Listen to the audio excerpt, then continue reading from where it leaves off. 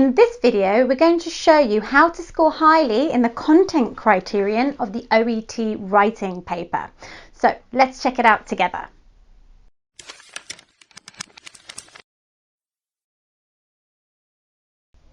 Hi, I'm Jo from SLC, here to help you pass your OET exam. In this video, we're going to look at the content criterion, what it actually means, and how to select relevant content in the OET writing. Let's take a look. You will be assessed on 6 criteria. Purpose is out of 3 points and all the rest out of 7. You can find a downloadable copy on the OET website. Let's take a look at content. It's a good idea to look at the Band 7 descriptors to find out how to score highly in this area. So, for content, you need to make sure that the information you include is important for the reader to know, that you have not left out any key information relating to the care to be provided, and that the information you have included is accurate. So what does this mean for you and what you write? Well, first of all, we need to make sure that the information we include is important for the reader to know. So first of all, it's really important that we find out who we're writing to and why. Take a look at this extract. In the notes here, we can see that you are the charge nurse and that you are writing about Mr. Jones, who's been treated in hospital after a fall. You are writing to the community physiotherapist to request physiotherapy home visits for Mr. Jones. This means that you need to include information that would be important for a physiotherapist to know and to be able to continue this patient's care effectively. This will now help us decide what information we need to include in the letter. Take a look at this extract and have a think about what information you think the reader needs to know. What would you include? Remember, this is information the reader needs to know for continued care.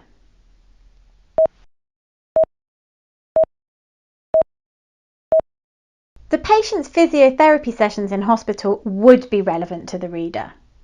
However, the details of each session do not need to be provided, but they can be summarised for the reader. So you could say something like this. In his third and most recent hospital physiotherapy session, power in his right leg was 3/5, showing some improvement. Now, while the patient's mobility is relevant, only the current or perhaps the most recent record of this should be included. He is also able to mobilise with crutches independently. We don't need to include absolutely everything about the progress of his mobility in hospital. And then there's information about monitoring the patient's wound or any analgesia. This is not needed because it falls out of the physiotherapist's scope of work. He's just not involved in that aspect of the patient's care. So what other information would you not include for this reader? Have a look at this extract. Would you include any of this information in a letter to a physiotherapist?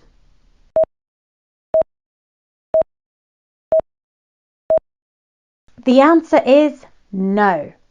If you are writing to a community physiotherapist, the information about the patient's past medical and social history would not be important for the reader. Including this within a letter would be distracting from the purpose and the main medical issue. One of the biggest mistakes that people make in the OET writing paper is that they leave out some of the key information. You simply cannot score highly in this criterion if some of the essential information for continued care is missing.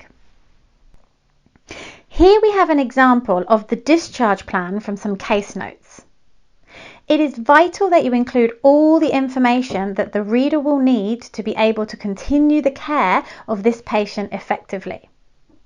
Look at these 2 paragraphs requesting ongoing care. Which one do you think is better and why?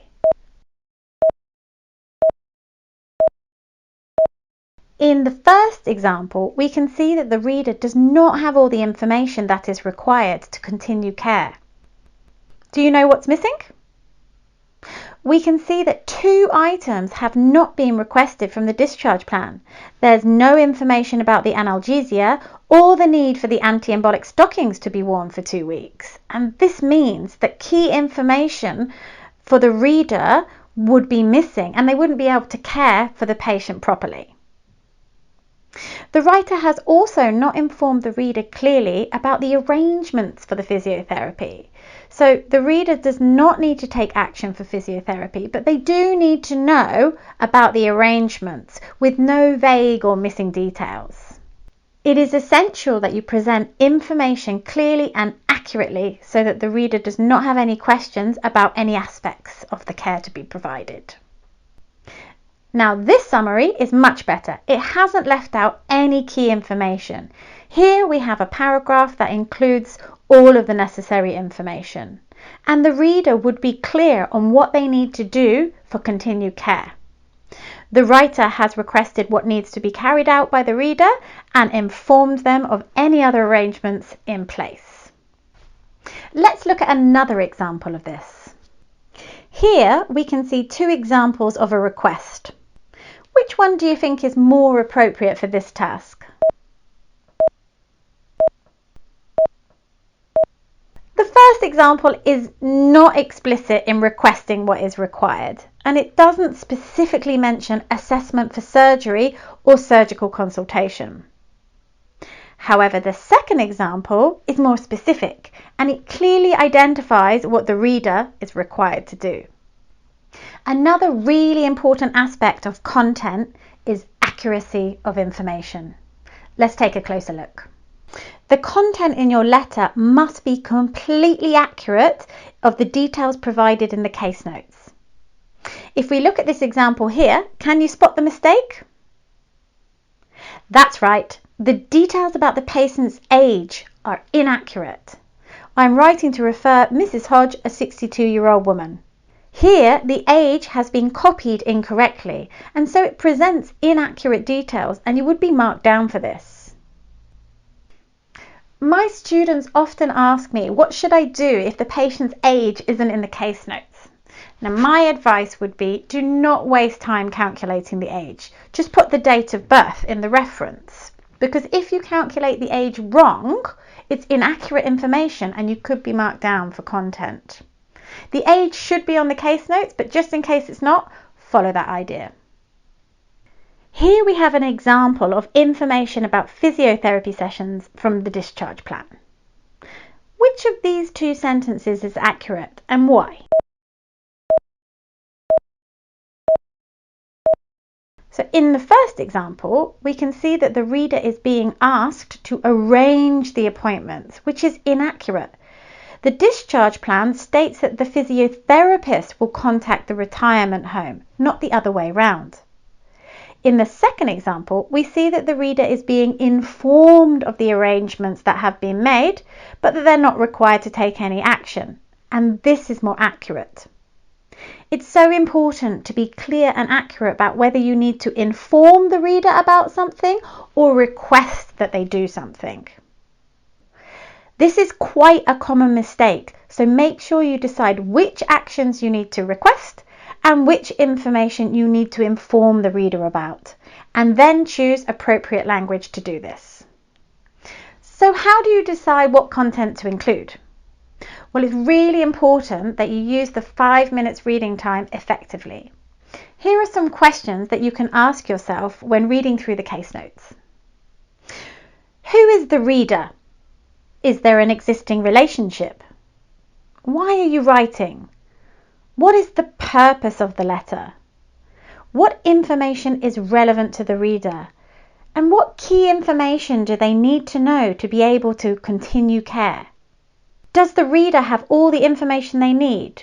Would the reader fully understand the situation and be able to continue care without having any doubts or questions? Reader awareness is key to successful selecting of relevant information. If you are unsure about a piece of information from the case notes, ask yourself, does the reader need to know this in order to carry out the required care? And if the answer is yes, include it. Top tips for content. First, Identify the patient and the main medical issue. Read the task at the end of the case notes to find out who you are writing to and why. What is the purpose of the letter? And then keep the reader in mind and the care they need to provide when selecting relevant information. And make sure that you check the information you have included is accurate. So thanks for watching. Don't forget to subscribe to our YouTube channel. Just hit the bell and you'll get notified every time we post a new video. We've got lots of great videos coming up in this series to help you. Also check out our website. There are lots of courses there available that could help you pass the OET exam. See you next week. Bye.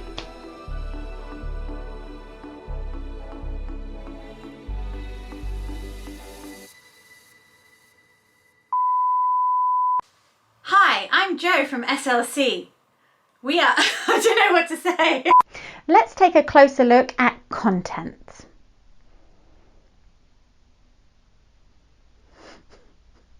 I don't remember what to say. So what is my patients always, my patients. Here are some questions you could ask yourself while reading the case notes. So how do you,